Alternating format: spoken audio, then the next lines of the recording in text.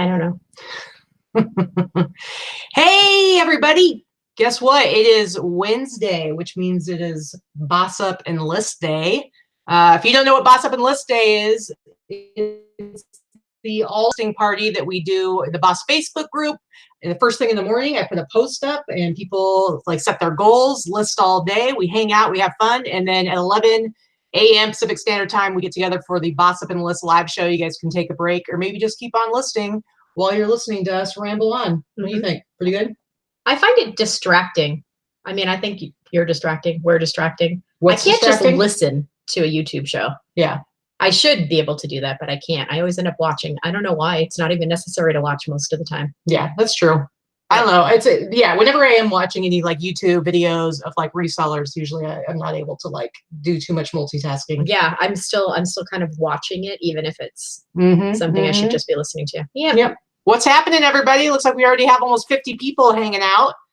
Yeah, Susan says, nope, need a break, which I saw earlier. Susan said apparently somebody broke into her eBay store and changed all the pictures out with really terrible ones. That's what happened. I hate when that happens. Because she doesn't know where all the bad pictures came from. Anyway, hey, guys, we are bringing back something that we haven't done in like a couple of months, I think. It's been a few months. We did a few shows like a few months ago where we were doing live store reviews. And I think it went really well, but then we ended up like kind of getting distracted and well, we had Glitchapalooza for the summer, so we always had something to talk about on Wednesdays. And then we talked about data mine and lots of business related stuff. So we kind of pulled away from doing the live store reviews. We're not going to do them every week, but I think once a month is good. Yeah, try to do one like once a month because I think they're super helpful. I think it's nice to be able to see like how other people's stores look and to get an idea of like ways that you can make improvements. Because I think no matter how awesome your store is, there's always something you can be doing to make it better. Like I'm sure somebody could do a review of either one of our stores and be like, here's 5 things you can do. I've got shitty pictures on probably at least 10 or 15% of my stuff. So Susan, you're not alone. But I'm too lazy to go back and change them all. And yeah, I've just got too much crap. And I'm sure there's stuff I could get rid of and change titles on. Yeah, nobody's perfect. I know there's always room for improvement. I've been going back and like ending my oldest listings and doing sell similar and stuff. And some of them are things that like I think I put up when I very first started. So they're like terrible pictures. There's stuff I would never source now. And I'm like, man, I hope nobody's like looking at my new listings and thinking like, wow, she actually sources like that. But I'm like, I'm not going to go back and retake pictures. It's like I've got a lot of old stuff too. Yeah, and it's stuff I wouldn't get now, so I'm not going to like waste time like making. I blew out something in clearance yesterday. I took an offer on something I've probably had, I don't even know, like a year and a half. I paid $2 or $3 for it, and I think that was exactly what I profited on what I sent out, $2 or $3, because I had free shipping. It was over £1. It went across the country. Yeah. Whatever. Anyway, more than I would have gotten at a garage sale or had I donated it. So. Yep. All right, so let's get right into it. We have an awesome guest today. Vikki went on Instagram and I think made a post in the Facebook group as well, looking for volunteers / victims that wanted to get their store reviewed. Because I mean, it's a little bit vulnerable, scary, whatever, to have like people looking at your stuff and judging you. You know that people are looking at your stuff and you know that they're judging and you're going over line by line about certain things. So it's people looking at your store with more judgment than actually people just going in there to shop. So it's, that can be a little intimidating. Yep. Great, guys. Thanks. But we're nice. I promise we're nice about it. All right. So you're hearing the disembodied voice of our guest. Let's go ahead and introduce Sara Carmel. What's up, Sara? How we doing? Hi, guys. Pretty good. And you said South Florida, is that correct? Yes, South Florida, correct. And what's happening down there? It is hot on top of hot. Really just hot and rainy. We just had a tropical storm come through. So we've had about 4 days of straight rain. And we've dried up to so now we can leave the house. Sticky and hot and humid. Blah. Yeah, definitely. Susan says no judgment. Yeah, it's not, here's the thing. We're definitely judging you would call it judging, but it's really more like constructive criticism. And again, all of us have ways that we could improve our store. So I'm hoping that you guys are able to look at this and not only feel some like camaraderie of like, oh, that's something I could fix too, but also getting some inspiration and realize that a lot of times you guys are more critical of yourselves than you really should be. Because it seems like almost every time we do these store reviews, we end up seeing some pretty awesome stores. So. Yeah, because I don't think we've had a single person that has come in and actually been as bad as they think they are. you know, like everybody has really strong points. So I like that stuff. All right, Sarah. So you are in Florida. Your store is called The Storage Girls. Now you're just one girl. Who's the other girl? My partner and I. We got that name. We do storage auctions. So that's where the Storage Girls came from. And so is it kind of like Storage Wars, like the TV show? It's exactly like that, except you don't find treasures every single unit like you do on those shows. It's a lot more work than is portrayed there. It's a lot dirtier. It's a lot of everything. But that's the main gist of it. And how long have you been doing that?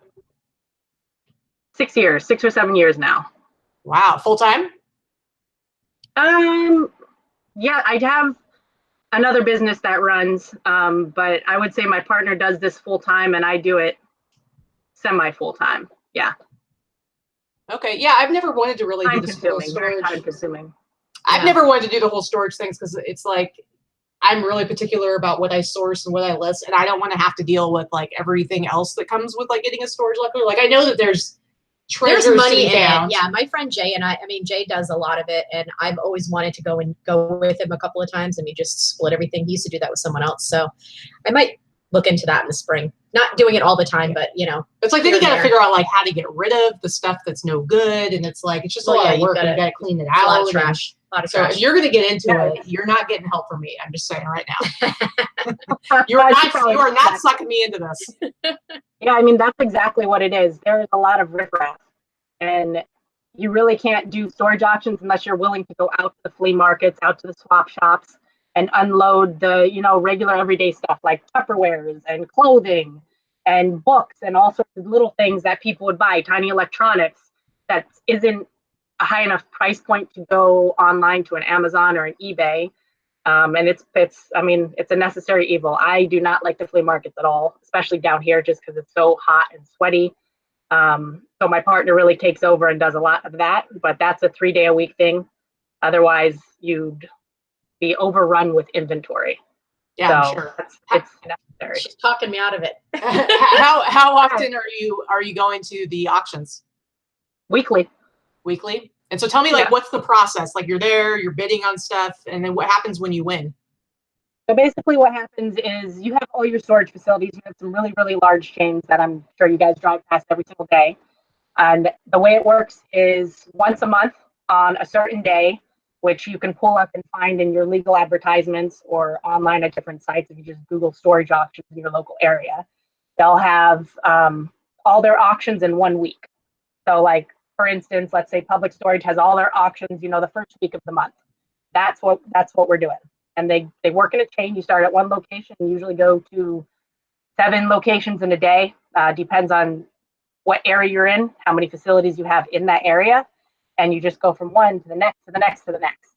You have an auctioneer who's either an auctioneer that's hired depending on the facility, or you have a store manager or a district manager that just runs the auction. You walk up to the unit, they open the door. You can't go past, the door frame. You can't reach in, you can't touch anything. You have a flashlight, look around, and you are bidding on what you see from standing at the door. So what are the things that you see that make you decide that it's worth bidding on?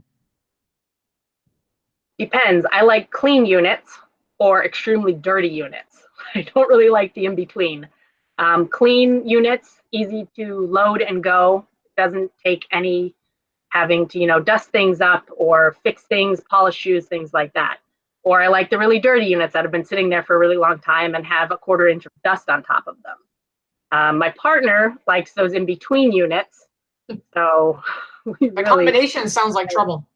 I know. It sounds like you bid on every single unit. Yeah, no, that's exactly what it is. We probably end up with anywhere between 7 and 15 units every single week. Wow. Process through. We started out with a pickup truck, a really small Tacoma with a tiny little 4.5-foot bed.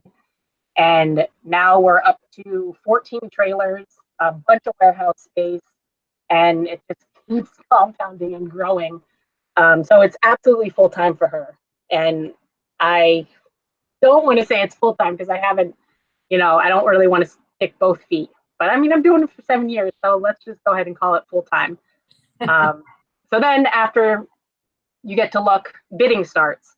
If they can go for as low as $5, or I think the most expensive I've ever paid for a unit was, I think, about $8,900, and then you have taxes on top of that. That's the most I've ever paid for a unit. What was in that unit that made you willing to go that high?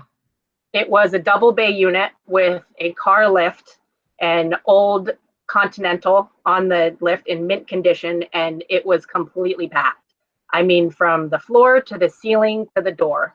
And it was a gentleman who was an antique collector, and he was also flipping homes, so he would stage the homes.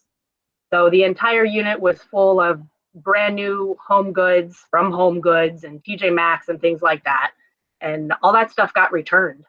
And I think just on the returns that we did to all the different various stores, because everything had the tags on it and everything, that covered about $5,500 worth of the actual unit. And then that was probably one of the best I ever gotten. There were a couple sets of sterling silver flatware in there.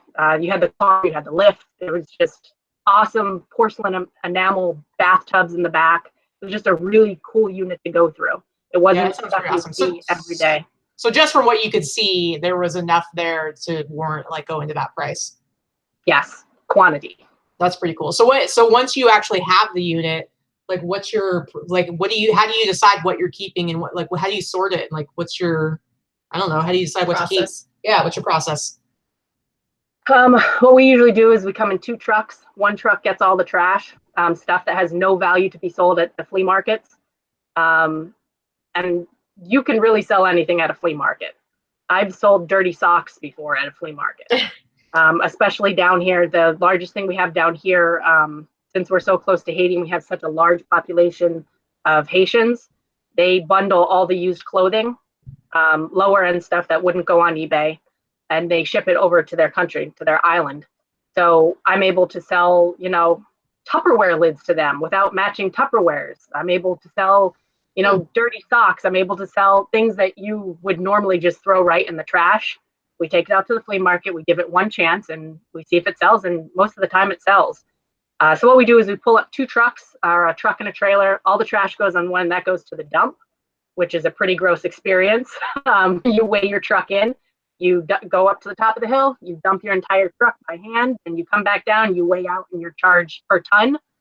And the keep stuff goes on another trailer, gets packed, and then I pack the back of the other truck with my eBay stuff.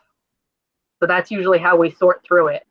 And down here, you really have to do that between 6 and 9 a.m. or between, 6 and 9 p.m. just because of the sun. That's the basic. And for me, with eBay, I do not want to sell anything that I can't make at least $25 profit on.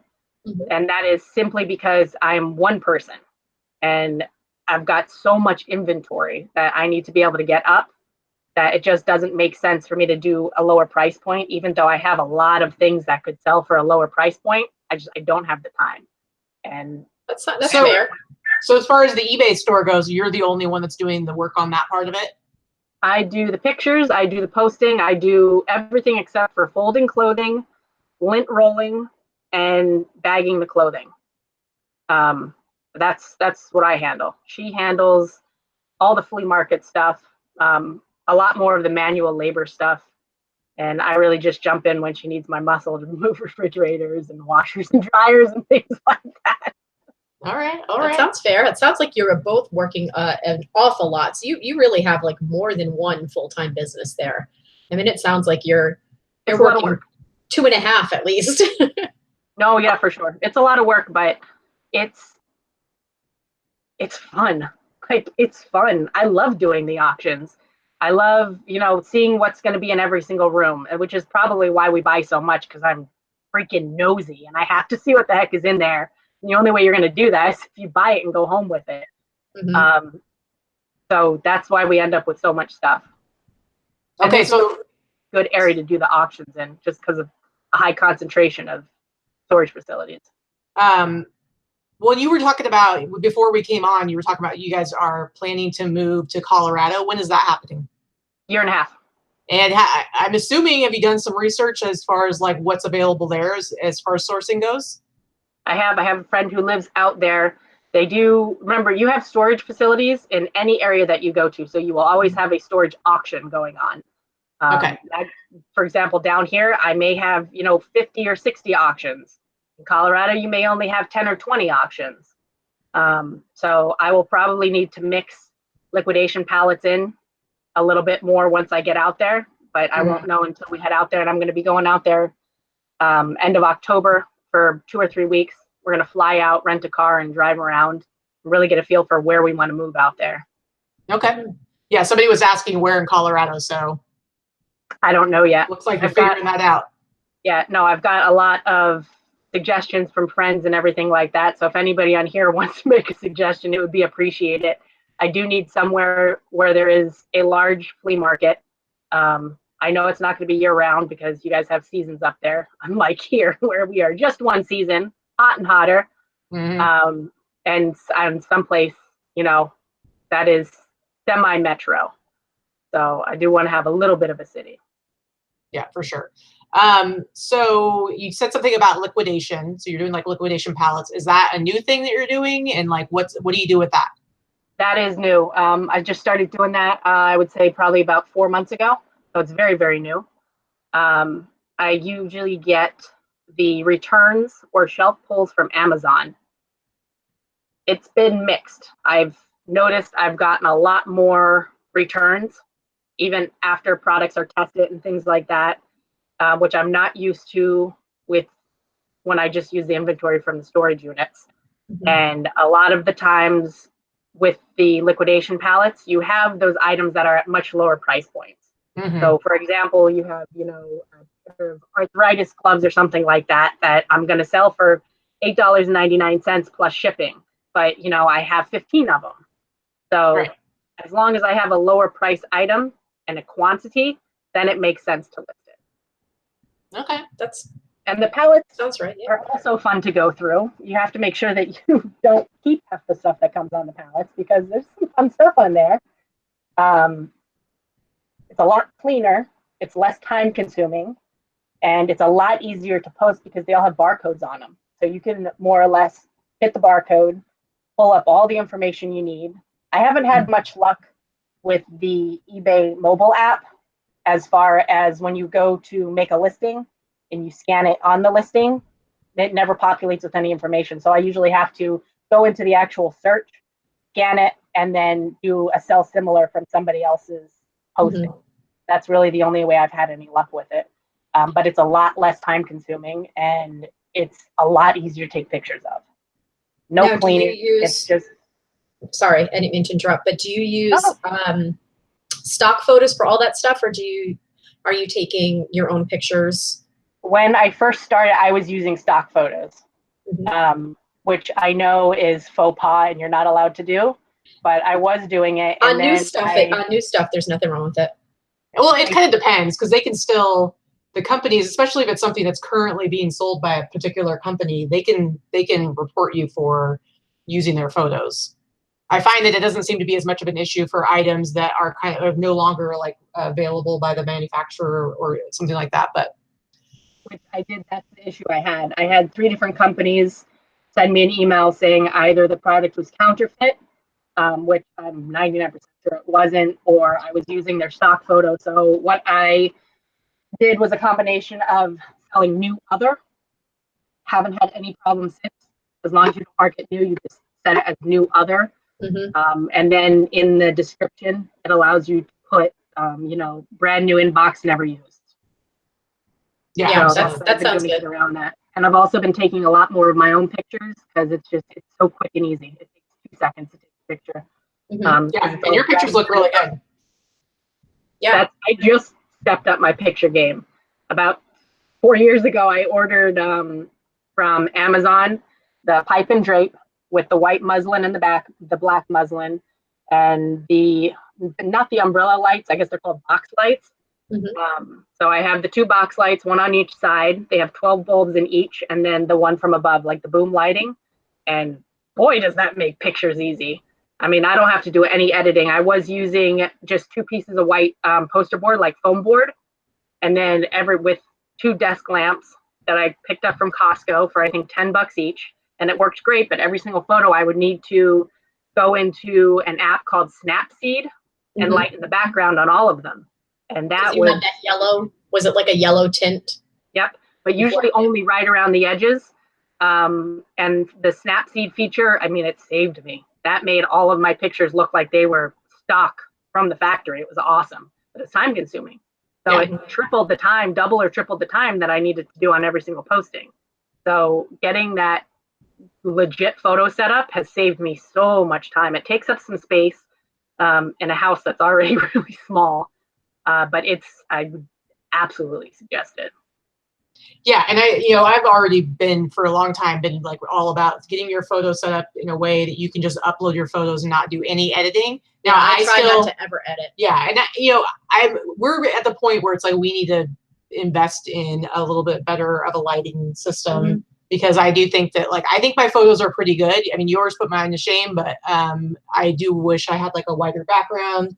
Yeah. And so that's what we're going to work on, I think, next. I stepped it up a year ago personally, and I think that it just needs to be stepped up even more. Like we have the umbrella lighting kit too, but I think we need to go with at least one of the ring lights and a better pipe and drape, like you said, or maybe like like those roll down screens that go in back of things. So, but it needs to kind of happen in stages because usually it's like you can't just start out and spend like Wade from Wade's Ventures, he was showing off his thing and he's got like a setup that was like $500 and it's like his pictures look great, but you can't really start out that way. Most people don't have the capital to be able to put into that. So it's like you always have to kind of take it by steps. But the faster your process is to get to the point where you can be listing, the better it is. Especially, Sarah, you've got all this stuff that you have to process and get listed, which brings me to my next question. You said you're getting like what, 8, 9 to 15 storage units a week, but you're the only one that's listing. What is your balance looking like as far as how much you're sourcing and how much you're actually able to get listed? Are you falling behind? Do you have like a ton of stuff that's unlisted that you aren't getting up as quickly as you're buying it? I am totally falling behind and I am inconsistent. Like that, if I had to pick one area where I really needed to improve, it would be consistency.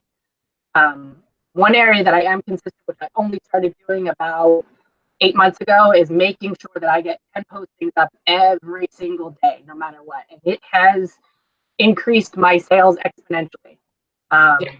That is super duper important. And even like you had said before, if it's taking the older listings that are about to, end in a couple hours, reworking them and just doing sell similar, it's super duper important. For my store, at least, it's made a major difference. What was the question? I totally forgot.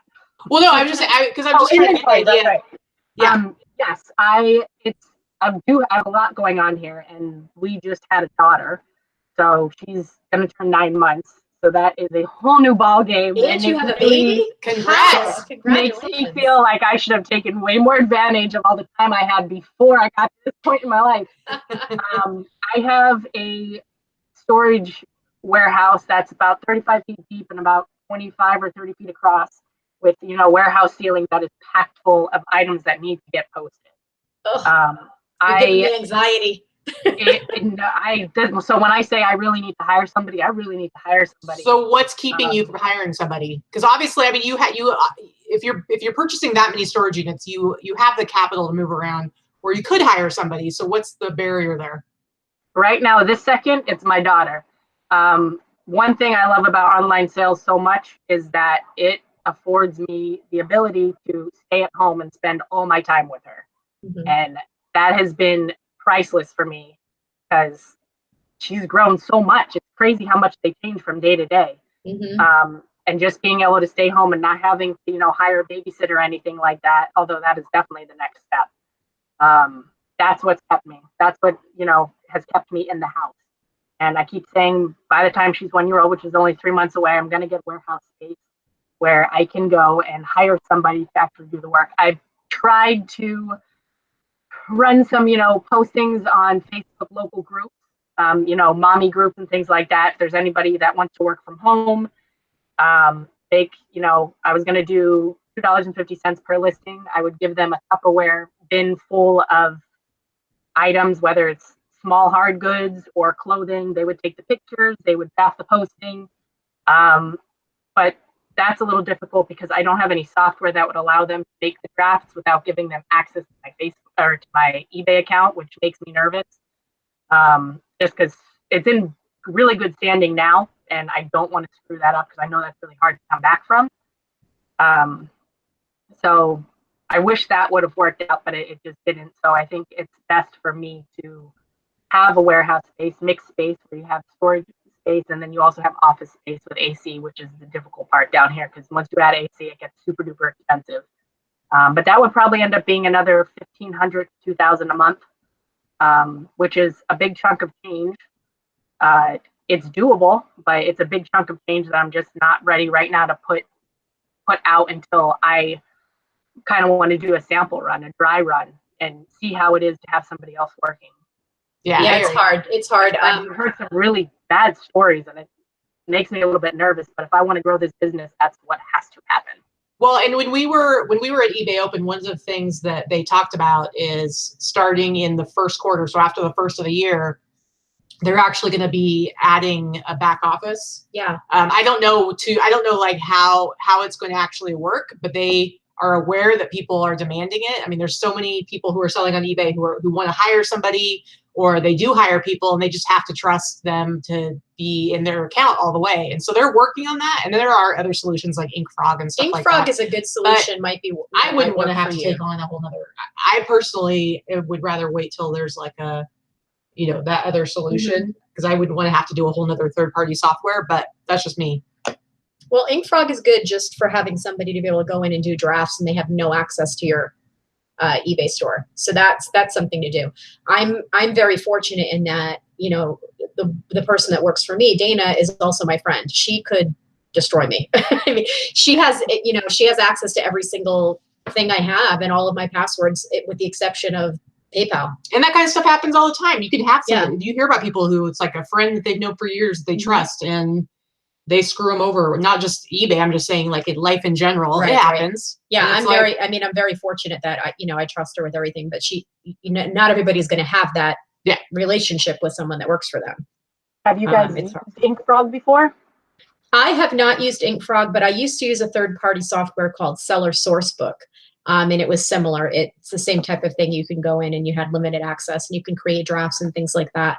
A lot of people use InkFrog that have virtual assistants or even local assistants. Do you, or does anyone listening or watching right now happen to know with InkFrog, once they do the drafts, how easy it is to upload it directly to eBay? Is that a smooth? Yeah, it's seamless. I do know that. I do know that it is seamless. Everything's connected. Your accounts are connected. Yeah. It's very easy to do. And I believe InkFrog, the most expensive version is $20 a month. So that's, I mean, worth it. Yeah, that's not ridiculous. That's definitely something I'll look into for now, at least for the next 3 months.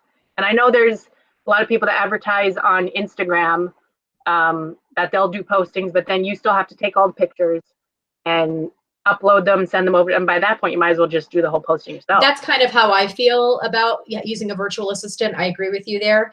I'm lucky, like I said, Dana comes to my house, takes pictures here, and I have the room to do that. But you're saying that it's not going to work for you. But like you said, hiring someone and sending them home with a couple of bins or a bin at a time to take photos, or if they already have photos, then create drafts, and all you've got to go in is tweak a couple of words and make them live. That's perfect. Yeah. Yeah, that's hopefully the point that I can get to. I mean, I think this is always, I think no matter what business it is, whether it's an online business or just a regular brick and mortar or whatever, it's that spot where you're trying to go from doing it yourself to adding a new person is really difficult, because on either side of it, there's problems, pros and cons to it. Taking that next step is pretty scary, but and you've said it a few times, you're at that point. You need to take that step to take your business to the next level. Yeah, and I wouldn't say I'm scared of it. It's just it's different because another company I have, I've got 17 people that work with that company, 1099 or full time. So I understand how important it is to hire and source different jobs out if you want to grow your company. Yeah. But with this, just so much intricate detail that you really need to be able to trust whoever's doing it. But at a certain point, you just got to make that step and do it. Otherwise, I'm going to be stuck exactly where I am. Yeah. Well, I don't think you're stuck in, and that'll lead us right into getting into the store stuff. But I will tell you, I don't think you're stuck in a real bad place. I think stuck is a is a negative word, where your store looks really good. Like a lot of the people, I wish you guys would give us some crappy store reviews to do. We haven't gotten anybody that is a complete disaster yet. So there's only so much to go. Yeah, the store itself, I don't think that there's any real issues. And that's why I kind of got into like the questions about, because, you know, once you're telling us your story, I'm like, okay, I can see the areas where the real focus needs to be on. And a lot of that just has to do with like the balance of sourcing and listing, which obviously you can only do so much yourself, which is where it comes to the point where, okay, now you have to bring in some help. Now you need to hire some people. Yeah. Because that's kind of like your biggest barrier to being able to do more. Because obviously you and your partner are working like crazy just to keep up with what you are doing. Even if you were able to hire people to help you clean out the storage units, that seems like that would be but then you've got to, we have labor guys that work with us. The difficult part down here is that nobody is reliable. Nobody shows up when they say they're going to show up. And I pay $10 an hour off the books for completely unskilled labor. Picking up boxes, moving things, loading trailers, unloading trailers. Furniture. That's good. That's a good rate. I think that's you great would get money. People here. Yeah, you would get people here to do that too. They won't show up. They won't. I mean, I get it. You don't want to do this stuff in the heat. I don't want to do this stuff in the heat. Yeah, that's been the hardest part. So we really just do it ourselves. Now, do you have the ability to, like around here, if that was something I wanted last minute, I could go pick up 3 or 4 guys at Home Depot. Do you have the ability to do that where you live? Yep. I mean, for me, it's the language barrier is the hardest part. But if I wanted to hire, inexpensive manual labor, and again, like you, I'm fair, I would pay $10, $12 an hour for that type of thing. That's where we would go to hire somebody last minute. Yeah. I think one of my favorite experiences here, because I moved to Las Vegas in December, and I don't remember, I think we were at Home Depot or something, we were leaving, and there was this woman who I would say she was probably late 50s, early 60s. Mm-hmm. Like she was an older lady, and she had this car, and I saw her, like she was in the parking lot talking to these guys, and she literally loads her car up with like 5 or 6 guys. It was like 5 or 6 guys and her, and she like drives off with them, and I'm like, man, that lady's got some balls. Because I'm like, I don't know what you do. I know, but like I was just like, it seems a little scary to like get to. Most of the time they don't have a car there with them, so you're like, okay, just come with me. Allison, Big Drifter, says she never picks up guys. Uh-huh. All right, so let's get into this, Sarah. Let's do this. I'm going to go ahead and share my screen. Actually, the first thing I'm going to do with my screen share is talk about our sponsor. As most of you probably know, we do have a sponsor. They are our one and only sponsor, but I happen to like them. Mm-hmm. I feel pretty good about them. Sizely, I talk about these guys all the time. Actually, just one guy, Eddie, who started this company a few years ago. I've actually been using Sizely. I always try to say this because I want to make sure people understand, like, yes, they're a sponsor. Yes, we get a little bit anytime somebody signs up using our link. But I have been using Sizely, and I've been talking about Sizely for the last 2 years, long before it was a paid site. I'm going to go in here and just kind of show you what it looks like. So I was using it when it was just a free site, and it had like enough templates that I could use them for all of my listings. I'd make it work. And I use it, I do pretty much almost 100% clothing pretty much. So I use these every single day. I use tons of the templates. And then earlier this year, they actually went to a paid version. And to tell you the truth, I was excited when that happened because he added hundreds of new templates. There's way more stuff for you to work with. It's great. They've got like coveralls and hats and belts and shoes and just everything you could possibly think of. Glasses, different kinds of accessories. And I get the pro version, which is like the highest you can do other than custom. And that's just for like bigger stores that maybe have like your own online site. And it's like $8 a month. And to me, because I use it so much, like if you're a seller who just does clothing, I think it's totally worth $8 a month. I think it's $7 a month if you sign up for a whole year, but whatever. But it's like you can show in your pictures exactly where you're measuring, how you're measuring different items. I think it helps a lot with cutting down potential returns. It helps so there's like zero ambiguity about where exactly it is you're measuring. You guys know that I hate pants, and I just actually listed a pair of coveralls, like military coveralls. And if you've ever tried to, I guess, communicate measurements for something overalls like and coveralls are both really hard to, to measure and figure and tell people where you're measuring from. Yeah, totally. So it's like, so I appreciate being able to say like, this is exactly where I measured. Let's see, I'll go down here and show you. It's stuff like duffel bags, and like here's hats, any kind of hats, scarves, watches. But yeah, I just used this one the other day. And you just plug in. You don't have to do all of the measurements. You just choose whichever ones you want. Whichever ones you think are pertinent. Yeah, totally. Like you can just like put in the and I always do inches. You can use inches or centimeters, and then I display both. So maybe I do that, and then I hide the logo, which you can do or not do. The logo just comes. It says Sizely on your listing. Yeah, you can pretty much do whatever you want. I love that. Of course, it doesn't have every single thing exactly that's going to fit. I definitely think it needs more dress options, but you pick whatever the closest thing is. It doesn't even necessarily have to be the right title. Like sometimes I'll pick a bomber jacket and it's not really a bomber jacket, or I'll pick whatever, something that kind of looks the closest to the silhouette of what you're trying to measure. Yeah, for sure. And so then I go generate, and if you notice, I didn't enter in numbers for everything. I just did the ones that I wanted to show measurements for, but it shows exactly where you're measuring for the waist. And you can see here, it shows inches and centimeters. It shows like, the inseam. I didn't do the hip or the thigh, but you can do that kind of stuff. And I don't know. Yeah, it works for me. And so if you guys want to try it out, they have a free version. You can just try it out. It's super limited. I think it's just like jeans, maybe a t-shirt. So you can at least try it out. But I just think it makes your listings more professional looking. And it's, I think it does help with like returns of when people have questions about what the measurements are. It's just, I think it's I resisted it for a long time. I mean, Katie was talking to me about it long before we had a show and a sponsor or anything like that. And I just didn't use it. And now I really like using it. It's so much faster than actually typing everything out, which is what I've always done. Yeah. Big Drifter says Sizely should have an option to display our own store's logo, pass it on. You should send the feedback, Allison. I'm sure you could if you had like a custom store or custom account, but that's probably too expensive. I don't know. Anyway, let's go ahead and look at Sarah's store. Storage Girls. I like your logo, Sarah. Looking good. I like it too. That was actually a business card. We had a small thrift store down here. We only had it for a year. I thought it was a great idea when we first started, and I absolutely hated it. The whole brick and mortar thing and just having to show up someplace, from 9 to 7, it was not fun. So we let go of that store, and we've been much happier ever since. Took the joy right out of it. Huge expense, and down here we just sell right out of our storage units, out of our warehouse facility, and you save $2,000 in store rent, and it's been great. I would never go back to a store down here. Yeah, for sure. And whenever people are like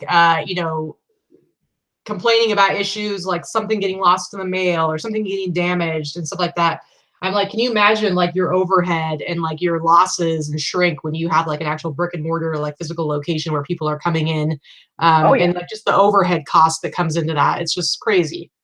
Yeah, it's a lot. You have the store, you have electricity, you have, your cable and Wi-Fi, then you have your employees on top of that. It's a lot. It took all the fun out of all of this for me. And I do it because it's fun. It doesn't feel like work.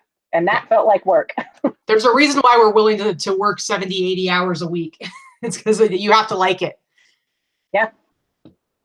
All right. So let's look at your store. So I mean, just looking at it, just like with a glance, it's like, obviously you have some stock photos here, but then the photos that you're taking yourself look great.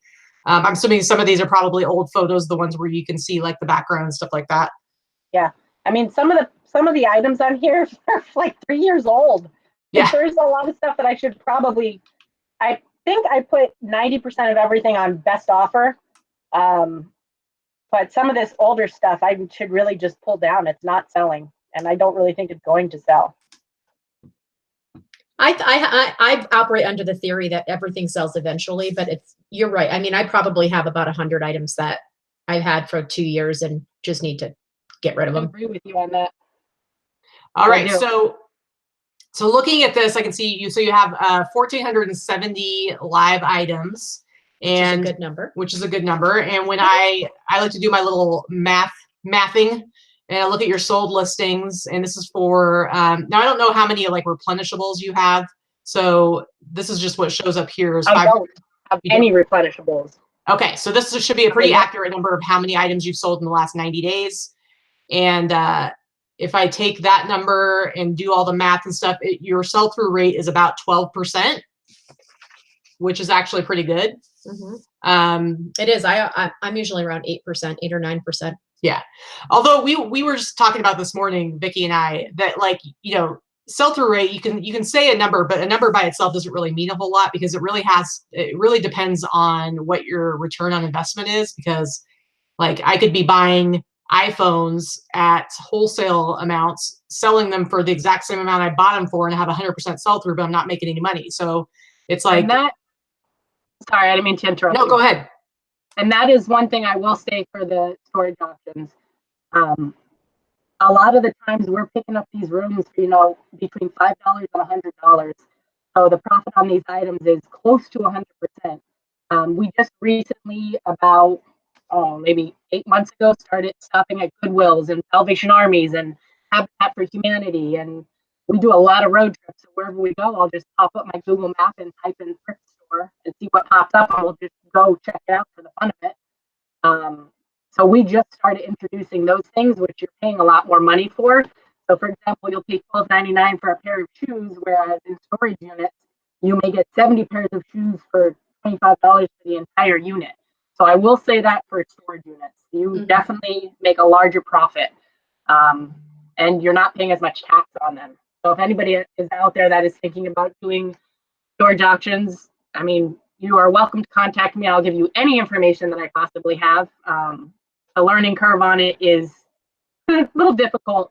It took us probably 2 or 3 years to really learn the ins and outs of it. So if I can share any of that information with anybody out there, I would be happy to do so. So you guys can be on your way a little bit more quickly than I do have a question. I do have a question about the storage units. Now you're saying you're paying tax on them.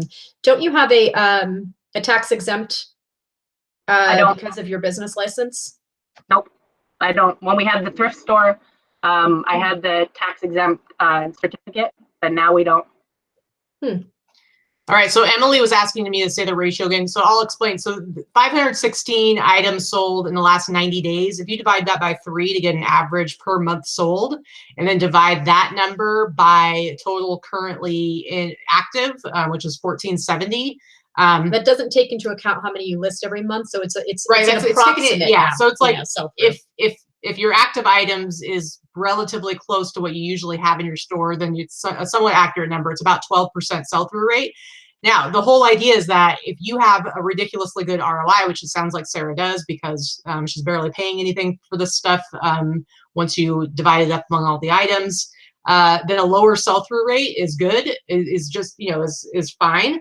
If you have a really low ROI, like let's say you are doing a lot, maybe you work with wholesalers and you do lots of replenishables where you're only making $1 or $2 on each item, or you're doing like drop shipping or whatever like that, then you better have a really high sell-through rate because that's the only way you're making any money. So to me, 12% sell-through rate with a really high ROI is good. Right, I agree. Thanks for agreeing with me. Quick little insert here, a little off topic. Right now my partner is at Goodwill apparently, and she found this shirt. I don't know if you guys can see it on the camera. Oh yeah. I got this shirt it's a sweatshirt. I got one of these about 3 years ago, and I ended up selling it for $79. What is in the wreath? What animal is that? That is Mike Tyson. Oh, it's Mike Tyson. I couldn't quite see it. Hold it up to the camera again. It's got that. Read it. Christmas. Oh, I see it. Yeah, that's funny. So it's little stuff like that I do like about doing the Goodwill stuff. So I told her to go ahead and get it because I think it's like $3.99 or something like that. And it's boxing, which she loves because she is a retired professional boxer. So, Oh, okay. Awesome. so if you guys see that sweatshirt, pick it up and list it for like $80. All right, good tip. Awesome. Okay, so let's go back to the store. So we're just going to go through the stuff that we noticed. I don't know. What do you want to say, Vikki? I think, like you had said, overall your pictures are fantastic. Like you said, you're picking up whatever your lighting thing is. Like, look at that polo Ralph Lauren jacket right there. Oh yeah. Is that a stock photo? Because that is a fantastic picture. No, that's a stock photo. Okay. All right, let's pick a picture that she actually took. Well, I mean, some of them I can tell are stock photos and some I can't tell. Like your shoe photos are great. Those are not stock. That's not a stock photo. Scroll up a little. None of those are stock. None of the, I mean, most of the clothing I have to take pictures of myself. Anytime I've ever posted anything from Chico's, they pull that down immediately. Yeah, Chico's is known for that for sure. Yeah, but all those shoes, those are all, the shoes that you see there, I edited all those with the app I was telling you about earlier, Snapseed. And that, I mean, that was a game changer for me. That was before I switched over to, I have some actual, I have photographer friends that actually use Snapseed because it's such a good app. Yeah, I mean, I think your photos are great. The only suggestion I would have on the photos is, and I know that your setup is already taking up a lot of space. I would suggest getting maybe some half mannequins on some things. A lot of people do the flat lay, and the flat lay looks good too. But if you're not doing a flat lay and it's not looking nice, then you should probably do some half mannequins, at least on the shirts and jackets for men and women. I'm looking at some of them they look a little wonky when it's just on a hanger. Yeah, I totally agree with you. I know it's so much faster than dressing and undressing a mannequin. Believe me, I get it. I know that that's the part that's time consuming. But even if you did just the half mannequins that are on the hanger for the tops, jeans are what they are. Jeans, the flat lay tends to look the best on jeans, and not even all of mine are done that way. So, but like, I think you've got one thing, like that dress on the bottom right that we're looking at right now, that Marcus Lipford dress, that's on a mannequin. You can tell it looks nice. Yeah, I agree with you 100%. That, I mean, but that's being nitpicky. I know a lot of people do just fine keeping things on hangers and have done it that way forever. And that's fine. Your stuff doesn't look bad. I just think if you wanted to add a little bit of depth and dimension, I would suggest a mannequin, a half male and a half female, and you'd be fine. You don't need to do the full mannequins if you don't want to. Susie Beach wants to know more. Wants to know more about the app you were using. You said it was, what's it called? Snapseed? Snapseed. Yeah, it's called Snapseed. And let me just open it up here real quick for you guys. If you want, whenever you guys take a photograph, and it's got shadowing in the background or something like that, or, you know, it's a little bit yellow when you take it on a white background. If you go into the Snapseed app, open the photograph that you guys want to alter, down at the bottom, hit tools. I can type this out and I'll stick it on the Facebook page you guys have, the Boss Up page. Hit selective, and you can actually target certain areas, upper right, anywhere you want to target to lighten up just that specific area. Whereas when you're using just the iPhone or maybe another app, you have to lighten the entire photo, the entire picture. And that's where the big advantage for me is on Snapseed, because maybe if I took a picture of some heels and just under the heel was super dark and you couldn't see the grain in the, you know, the leather or anything like that, I'll just lighten that one area. And it makes the whole picture just totally pop. And now when you're looking at the tiny little thumbnail picture, you can actually see that it's a quality pair of shoes, versus it just being blurred out from lightening the entire photograph instead of just one tiny little portion. So I'll type out the steps that you have to go through, because I never would have figured it out on my own. I came across this from somebody on Instagram that posted all the steps. I'd never know about the app otherwise. So I will definitely type that out and send that to you guys. All right, cool. The other thing about them is that maybe some of, back to photographs, not all of your pictures are square. And I don't know if that's some of your older photos or not. I can't tell which ones are older and which ones are newer. And the dresses are hard to do a square photo. Well, my whole thing is like, just make your main picture square. And so like your main picture doesn't need to be a full length picture. It could just be, you know, a nice, like this part of it or something like that, because you're just trying to grab the attention, like in the listing results. When somebody does a search, once you take this picture and you put it in a whole list of search results, it gets super tiny and something else is going to grab somebody's attention first because you're not using the entire real estate of that square, which is fine once you're looking at the listing, but it's just that first photo. Wait a minute. When you say square, I do all my postings from my phone. And there's a setting on there. You have a photo setting, but then you also have a square setting. Should I be taking the photographs under the square setting? Yes. I would say yes. Yes. If you do your photos with your phone, there's a square setting. There are 1-to-1 ratio that you want to adjust on your settings for your photos.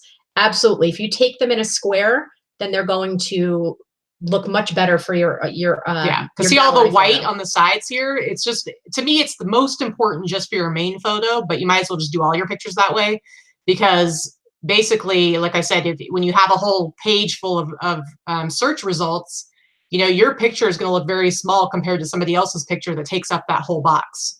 And I use, somebody said only your first photo needs to be square. It's the only one that needs to be square, but you don't need to toggle back and forth. Every photo I take is square. I take every photo square myself. But it's a lot at the very least do your first picture.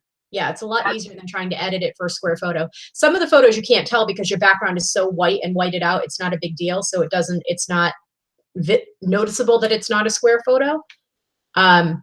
But even then, you're not taking up the whole space. So it just depends. Is awesome feedback, because that never would have even crossed my mind. So I'll definitely give that a try going forward. And again, that's being nitpicky because your photos are overall really good. But the square photo setting, it makes a really big difference. That way you don't have to edit it. You don't have to change it. You can still get photos of long things within the square setting. It still works. It's just a little bit more difficult. You got to step back a little further, but it works. Yeah. So one of the other things, I don't see it on a lot of your listings, but you do have some listings where the titles have some punctuation in them, like exclamation points. And again, this is kind of nitpicky too, but it just gets in the way of the search because you're adding punctuation, like, you know, here, large comma. You don't really need to have any commas in there. Dashes or commas where you would want normally. I'm all about, like, I'm the grammar police. I'm all about punctuation in general. But on eBay, you almost have to ignore it. You don't want to put apostrophes. You don't want to put dashes. You don't want to put exclamation points or colons or semicolons. It just messes with the search engine. Yeah, like this right here where it says 3 to 6 months, you have the MO is like right up against the 6. I mean, if somebody searched like 6 months, I don't even think that would show up. They're not finding it. They're having to go into a category to see you as part of that. So I would put like the 3, take out the dash, put 3, 6, space MO or MOS. That would probably explain why I'm not selling any of those.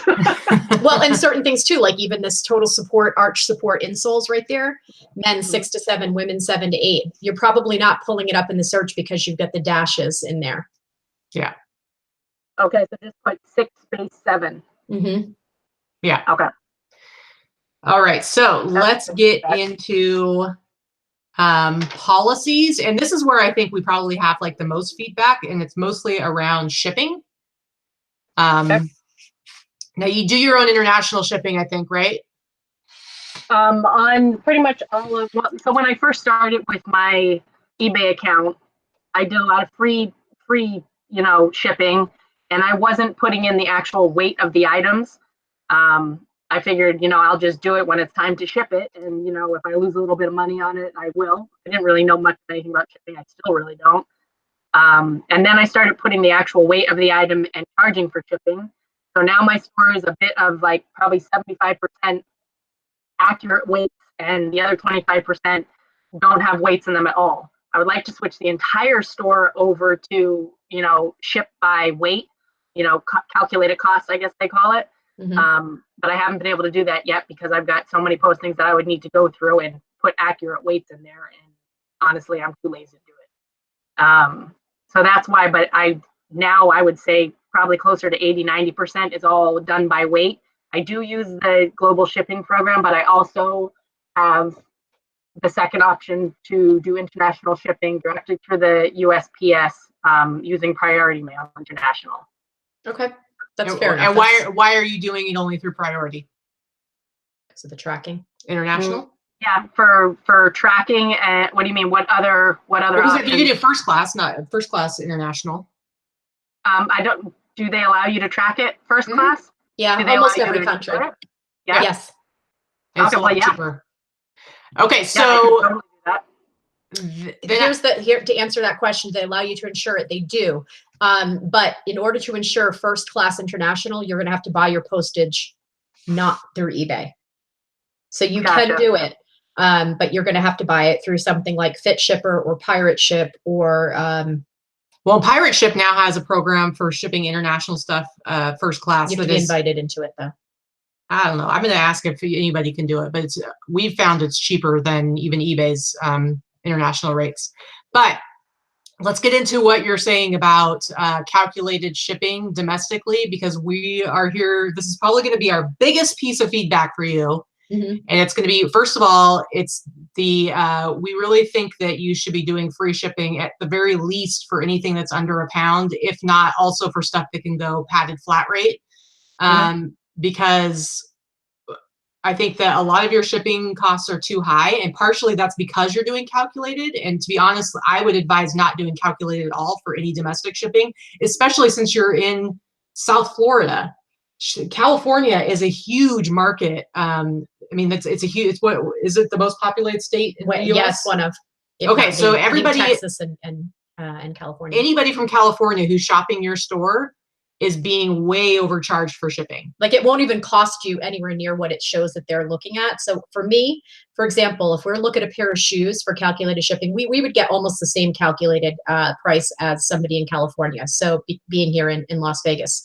So if you find a pair of shoes. Right here. So these shoes, well, no, this one only shows $12.99. So that's not a good one, but there was a pair of shoes.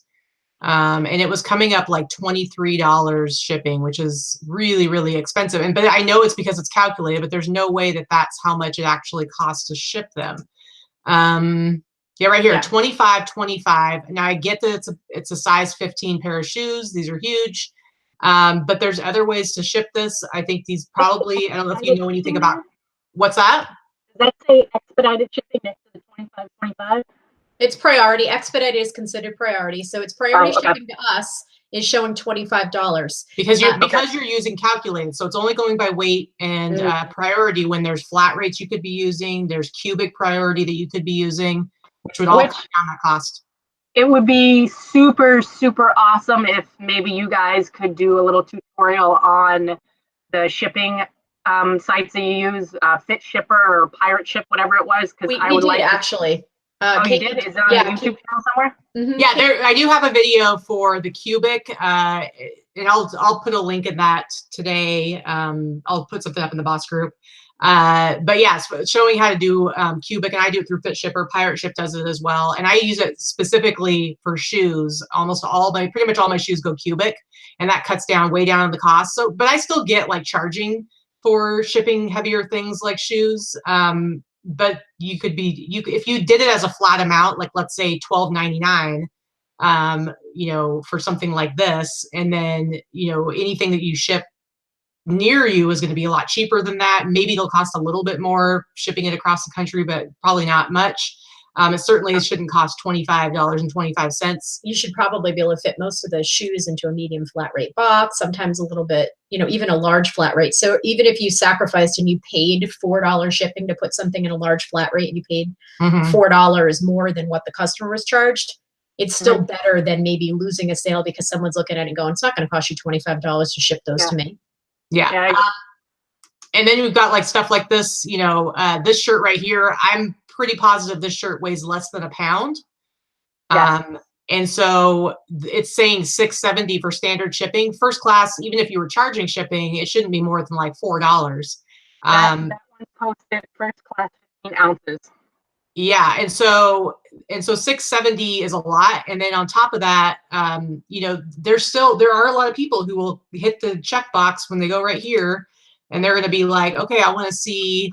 Maybe they do a search for McDonald's T-shirts or shirts or whatever, and then they go over here and they're like, I want to see all the ones that let's see where that are free shipping, and now your store just went down to only 86 results. Yeah, I'm that person. I love free shipping.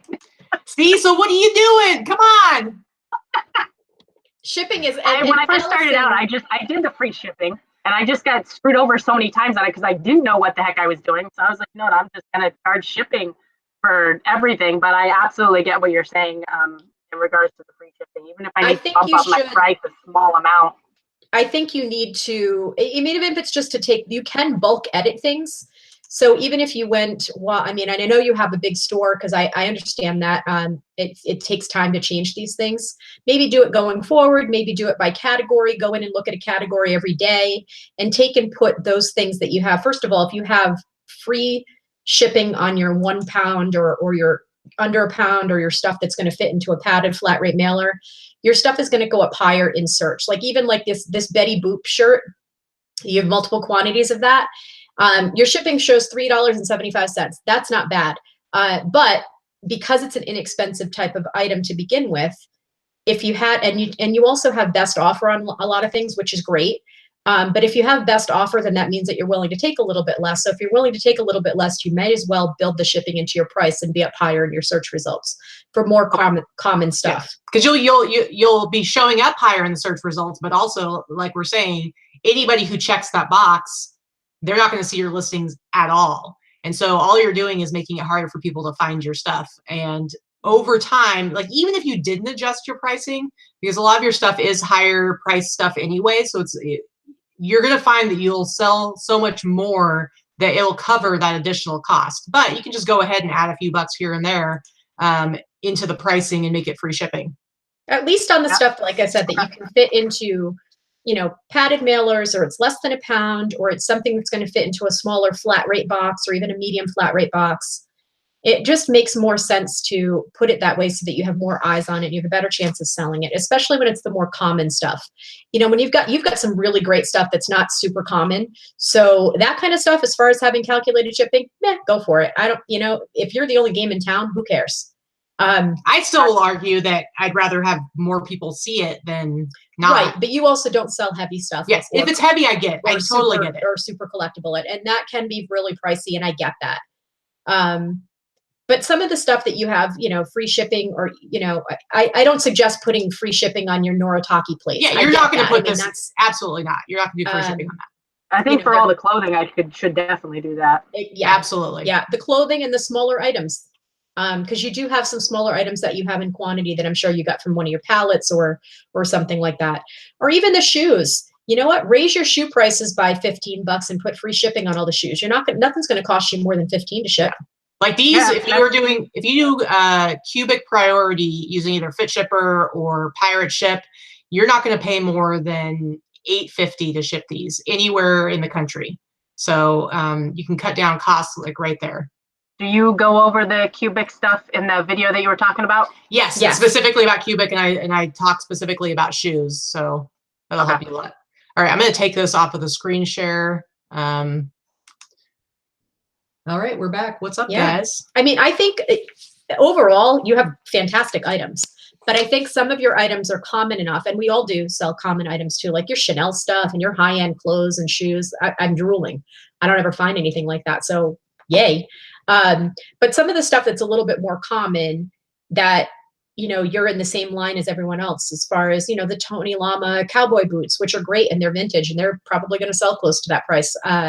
But you want to take up every advantage of having, you know, the eyeballs on the stuff. And I think if you don't have free shipping on some things, you're missing a percentage of people, even if it's, as Katie said, even if it's 5% of the world shops using free shipping. Which I think it's way higher, but let's go conservatively and say 5%. Yeah, you're missing 5% of the buyers that could be looking at your stuff.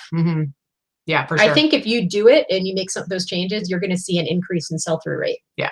Well, Big Drift Thrift, Allison, she was one of the she's one of the sellers that we did a store review on, and we were like, "Come on, your store's amazing." But we were able to find some stuff for her to change, and she said free shipping, implementing my own international shipping, and creating categories saved me. So really, there are always like these little things that you can tweak and make changes to that are going to make a huge difference. And she has fantastic stuff too. I mean, I drool over Allison's finds, and I love drooling. I do. Apparently, I'm drooly, and I love your stuff too. So I mean, I'm super jealous. You have that way better stuff in your store than I have in mine. And I think that if you implement these small changes, as painful as they may be to actually go in and take the time to make the changes, because I'm with you, I know that making these changes take forever and it's a pain in the ass, especially when you have 1,500 items and not enough hours in the day to begin with. But I think that if you take the time to do it now over the next couple of weeks, I think you're going to see a fantastic fourth quarter. And I think you're going to see that your return on the time and on anything that you may lose in shipping is going to way outweigh. Your sales are going to way outweigh that. Yeah, and I'll make those changes. I'm going to do the photos in square format going forward, and I'm going to change all the clothing over to free shipping and see how that goes. I'll put the time into doing, the smaller all of it.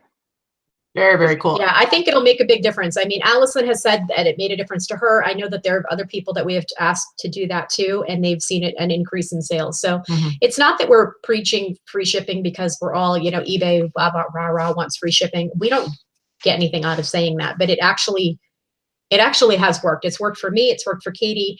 I went with charging for shipping. Then I went free shipping. Then I went back to charging for shipping. Now I'm back to free shipping. And I do free shipping on probably 98% of my items. And, sometimes that means that I'm increasing my price by $30 if it's a heavy item, but it looks better. And then if I'm shipping it to California and it costs me $5 to ship it, I'm like, woohoo, I made money. If it goes to the East Coast, and I don't have to worry. I know shipping's going to be expensive, but I've made accommodations for it. Yeah, see, Allison says as a buyer, she wants free shipping too. And that's the thing, is that Vikki said the same thing earlier today. It's like, she likes free shipping too. Yeah, I search by free shipping. If we do it, then why are we not offering it if we know the reality is that that's what buyers want? And even if it's just, all it is buyer psychology, because you can either have it built into your price or you can charge extra for it. And the reality is that people want to see it as just one price that they're getting. Yeah. So. And the only other thing the same way. See, you're a hypocrite. completely, 100%. Believe me, I started out doing all free shipping, and then I started charging shipping because I felt like, because of the items, the type of stuff that I sell, people are still going to buy it, which is true. I still was able to sell stuff, and it was true. But then I had to listen to my own advice of the whole, remove all obstacles. And it's like, again, if it's only 5% of buyers, which I think it's more, who are checking that box, why would I want to keep even a small number of people from not seeing my listings? Exactly. So what were you gonna say? Yeah, the only other thing, and we don't want to keep her too much longer, but the only other thing that I think I would want you to look into, it doesn't look like, and it may be that you just don't have one going on right now, but do you use the sales feature? Do you put sales on your store? I used to, before they made all the changes. I used to honestly jack up the price a little bit, and then I'd run like a 50% off sale. That was me. That was what Katie did too. That was her method. Yeah, it helped with my sell-through rate, or whatever you would call it, I guess. And I was doing really, really well with sales, and then they changed it, and I said, nope, not anymore. So I put my prices back down to regular and put everything on best offer. And it's been doing well since, but what's really, really made the difference was making sure that 10 postings go up first thing in the morning at 8 a.m. to kind of wake up my store, I guess you could say. So all of my drafts, I set them on scheduled, because I've noticed that when I leave them in drafts, they disappear or get changed out of nowhere. So I set everything to scheduled, and then I just go in at 8 a.m. and send them live myself, so I don't get charged the 10 cents per listing. And that's been working out perfectly. And I went through every single one of my listings on the bulk editor tool and put the mobile friendly link over there in the HTML. And that, I think, made a huge difference too, because the formatting is way better on a cell phone. And I think eBay sent me an email that said, I think 73% of my sales were from a mobile platform, and that's a lot. Yeah, so that's huge to have in there. Yeah, and I think you bring up a really good point about consistency, because that's what we're doing, like in the boss group. not only with just this boss up and list day on Wednesday, every single day I'm putting up that listing challenge, the hashtag 2 or 2. And it's really about getting people into the habit of exactly what you're doing. I mean, I grabbed the number 2 just because it's, you know, even on a day when you can't do anything else because you have other stuff you need to be working on, at the very least, you can list 2 new items. And if you can't even do that, you can at the very, very least do end 2 items and do sell similar. And you bring up a great point that even if you can't do that, you can at the very least schedule listings to come out. So if there's a day when let's say you're going to be out of town, you're not going to have access to the internet on the weekend, let's say, you could at least schedule to have 2 listings go up on each of those 2 days. But it's building that habit. And so for you, just having the habit of the 10 listings a day, I mean, you said that makes a huge difference in your sales. Yeah, my sales consistently, I'm getting at least, and now whereas before I was probably only doing, I don't know, maybe $100, $150 a day consistently. Now I'm doing at least $350 to $400 each day. But a lot of my items are more higher price items, so I could maybe only sell 2 items and I would reach that quota. But it's definitely made a difference. And a lot of the times, especially now in the last 8 months with the baby, a lot of the times I just go to the items that are getting ready to end in the next couple hours. I click 10 of them, end them, and I hit sell similar. I change the title around a little bit if I can. Sometimes I don't. Sometimes I just send them live again. Mm-hmm. I'd like to be a lot more structured. I'd like for you guys to think that I have my shit together. But realistically, you really do. You have a 9-month-old baby, and you are a 1 or 2 person show doing everything that you're doing. I'm actually in awe because you are certainly working better than I am. I think you should look into doing some sales again. That was the only other thing that we wanted to say is you should do sales here and there again. You can still do it even with the restrictions because I put my whole store on sale. That's kind of the way I am. And I think that you tend to have your stuff priced higher with best offer with good reason, which is good. Because I think you get more money that way. I'm a price high person to begin with. I'm not in the race to the bottom. So I appreciate that pricing strategy that you use. But I think that also gives you some room to put stuff on sale. And I do run sales. I change them every week to 10 days. Sometimes it's 10% off. Sometimes it's 30% off. I mean, it really depends on what I'm trying to clear out. And even though you have those restrictions that you can't put newer stuff on sale, I still have at least 50% of my store is on sale at any given time. Yeah. Real quick, AC2 Red says, don't you get a ding for ending a listing? No, you can end any listings anytime that you want. The only time you're not allowed to end, you're not supposed to end listings is if you have an auction where people have already bid. And then there's issues around ending those, but you can end them. So Susie Beach said, if most people are using mobile, the square photos are wasting screen real estate. I'm going to have to disagree with you there, Susie. I get what you're saying, but when I talk about the real estate, I'm specifically talking about your main photo in search results. And even on mobile, when you look at search results, you still have a square space that is being used. So you see like for Tommy Hilfiger jacket, you're going to see a list of results, and the main photos, it's a square space that they're showing. Square anyway. And so you want to fill that whole square so that, especially on mobile, you want to have that whole square filled up. So I think you're talking about when you look at a full photo, your phone is rectangular, it's not square. That's a totally different issue. So it's all about filling up that square so that when you see search results, your picture is as big and detailed as possible so that it jumps out the most so that they will click on your listing.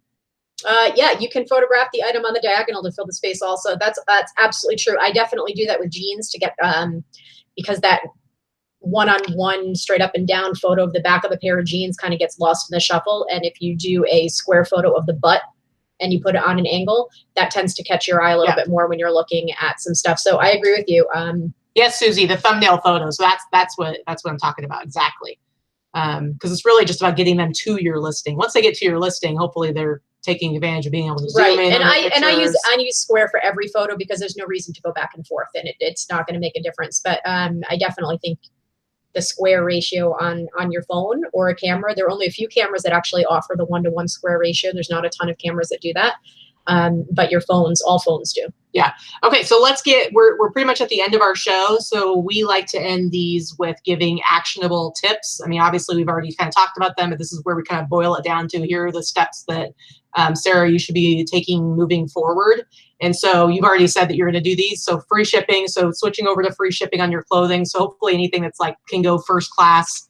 I would suggest also anything you can fit in a padded flat rate mailer because it only costs you $6.90 for each of those items. You can build that cost in, but at least for the first class, you're talking about clothing.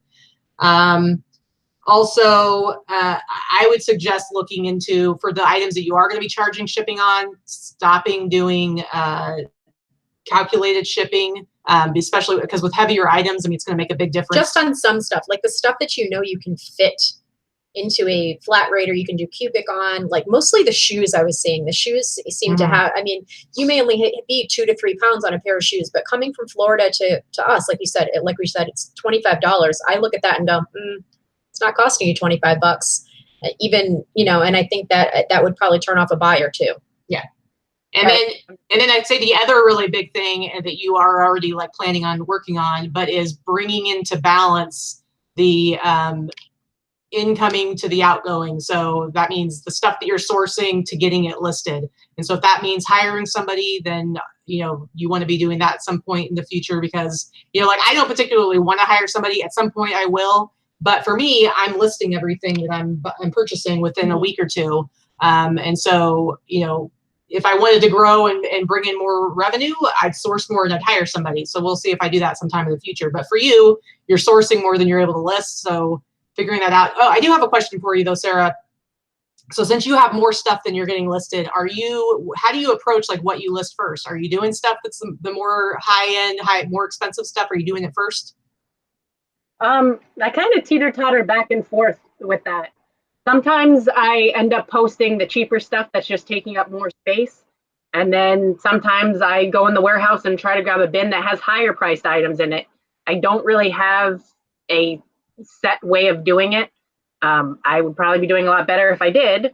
So I am working on implementing, you know, schedules and things like that because I'm not getting new postings up every single day. And that's what's important for the store. I can do the end sell similar, you know, until I'm blue in the face. But if I don't get new items in the store, I mean, the old stuff's not selling. So I got to get the new stuff up there. So no, I don't. Sorry, go ahead. Oh, no, finish up. So no, I don't really have. A lot of the time what happens is I'll go through a unit that we just bought that day or the day before and find some cool stuff that I really like, bring it home in a bin, and I'll post that and totally neglect all the stuff that I have in this gigantic storage warehouse, which is pretty much what ends up happening all the time. So I end up paying $400 a month for this storage facility for a whole bunch of stuff that's not getting posted because I don't have the manpower and the time to do it. Yeah. So I would add, so what I would say, you know, since you're not going to hire somebody immediately and that's going to take some time to get to, even if you ever are able to completely get to where you are listing as much as you're bringing in, then I would say you should put some thought into being more deliberate about getting your more expensive, more desirable inventory listed first. Because if you're always going to have stuff that's sitting there unlisted, you want it to be your cheaper stuff that's sitting around unlisted, not your more expensive stuff.